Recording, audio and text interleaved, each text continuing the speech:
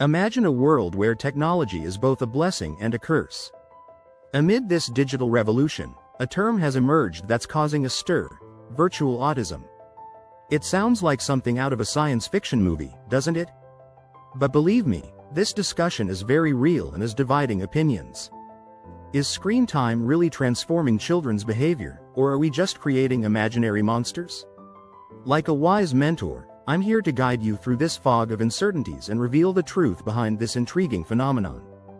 Have you ever found yourself worried about the time your children spend in front of screens? Maybe you've heard alarming stories about how this could be causing autism. But do these stories have any basis? Or are we being swayed by unfounded fears? The truth is, in a world where information is rampant, it's easy to get lost between myths and facts. Let's demystify virtual autism together and understand what science really says about it. Get ready for a journey of discoveries that might change the way you see technology and child development.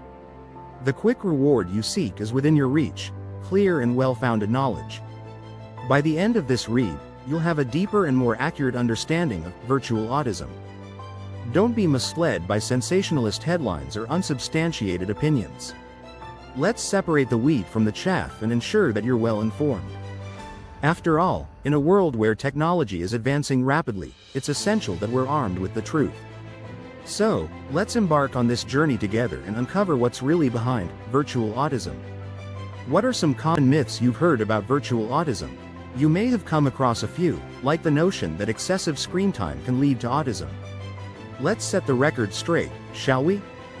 First off, it's essential to note that virtual autism isn't a recognized medical condition. It's a term coined by some to describe a set of behaviors observed in children who spend a lot of time on screens, such as reduced eye contact or social interaction. It does not mean that these children have autism. One of the most prevalent misconceptions is that spending too much time on screens can cause autism.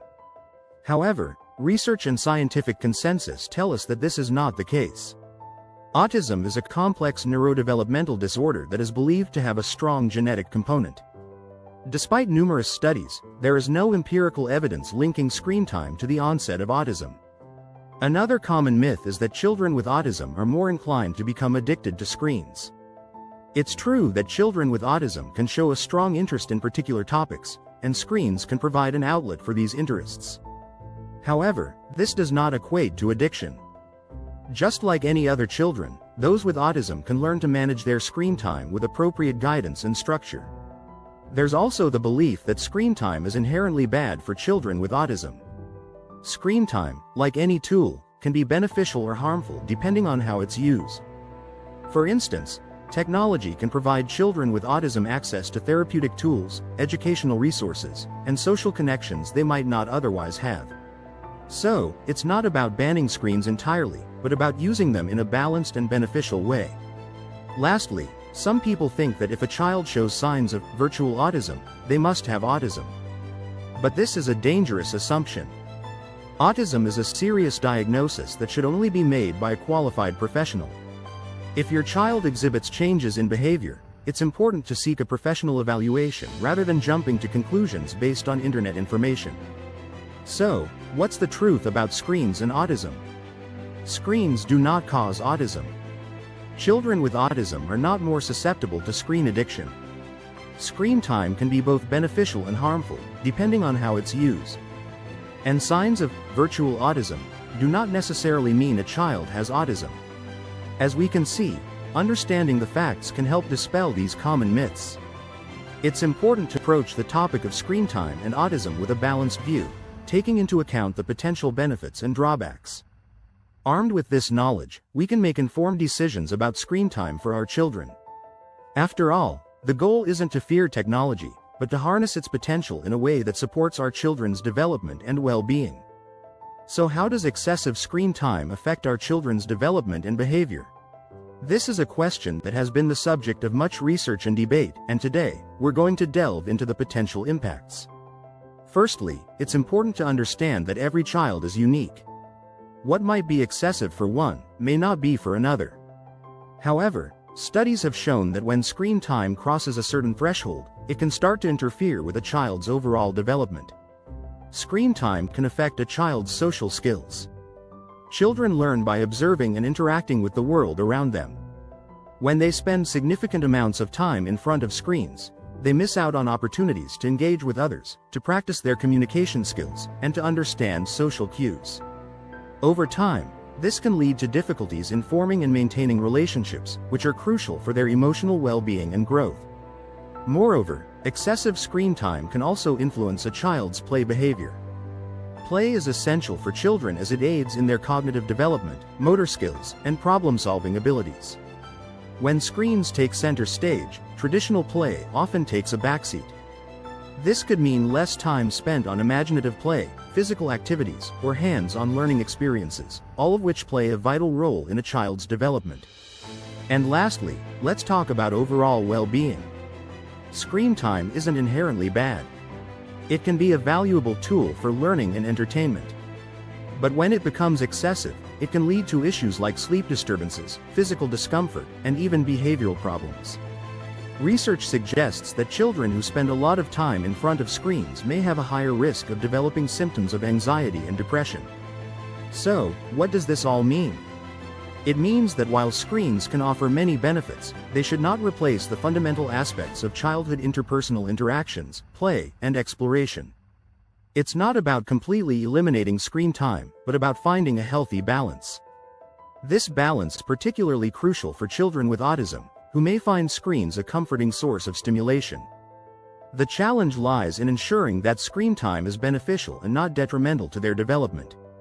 This might involve selecting high-quality content, setting reasonable limits, and encouraging other forms of play and social interaction. It's clear that balance is key when it comes to screen time. The goal isn't to fear technology, but to use it wisely, and always with the well-being of our children in mind. Remember, every child is unique, and what works for one may not work for another. It's about finding a balance that suits your child, supports their development, and enhances their life. But how can we promote healthier screen time habits for our children? Well, let's talk about some practical strategies that can help us create a balanced digital environment for our children. Firstly, it's crucial to establish screen-free times and zones. This could be during meal times, an hour before bedtime, or designating certain areas in the house, such as the dining room or the child's bedroom, as technology-free zones. This helps in creating boundaries and setting clear rules around screen time. Secondly, encourage active screen time over passive screen time. Active screen time involves activities that are interactive and thought-provoking, such as educational games or puzzles. Passive screen time, on the other hand, involves activities like watching TV shows or videos, which require less mental engagement. By encouraging active screen time, we can ensure that the time spent in front of screens is more productive and beneficial. Next, let's talk about co-viewing and co-playing. This means engaging with your child during their screen time. This not only allows you to monitor the content they're interacting with, but also provides an opportunity to bond with them and turn screen time into a shared, social experience. Remember, though, that not all screen time is bad. In fact, technology can be a powerful tool for learning and development if used appropriately. The key is balance. Just as a balanced diet includes a variety of foods in moderation, a balanced screen time diet includes a mix of educational, creative, and leisure activities. Moreover, it's important to lead by example. Our children are more likely to follow the digital habits we set. So, if we're constantly glued to our screens, it's hard to expect them to do otherwise. Lastly, keep in mind that each child is unique. What works for one child may not work for another.